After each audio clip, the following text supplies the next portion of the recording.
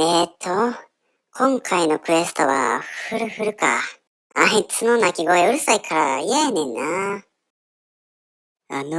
すんません。うわー、ギリギリアウトなキャラデザインのやつ来た。俺な、マッサラタウンのな、パチモントレーナーでな、サトルって言うねん。んで喋り方きしょ。俺な、幻のパチモン探してたらな、なんか知らん場所に出てきてもうて。幻のパチモンこっちの世界には来てんな。うわ、めっちゃ希少いのも来た。おお、お前も来てたんやな。びちゃびちゃ。いや、名前も希少。んで、目ギンギンやん。なんやこいつ。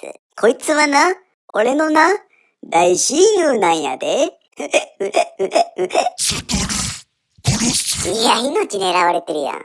こいつと意思疎通できてないって。そんなことな、ないんやで。俺な、こいつとな、いつも遊んでるんやで。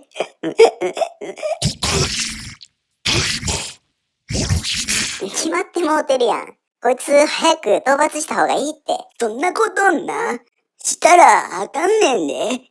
なあ、びちゃびちゃ。怖い怖い怖い。元のモンスターよりもモンスターしてるやん。そんなことんな、ないんやで。それよりな、俺な、幻のパチモンを探しに行くんやで。ああ、もう勝手に行って。それじゃあな、行こうな、びちゃびちゃ。フルフルが可愛く思えてきたわ。ニラ、ニラ、人参トマト不良品。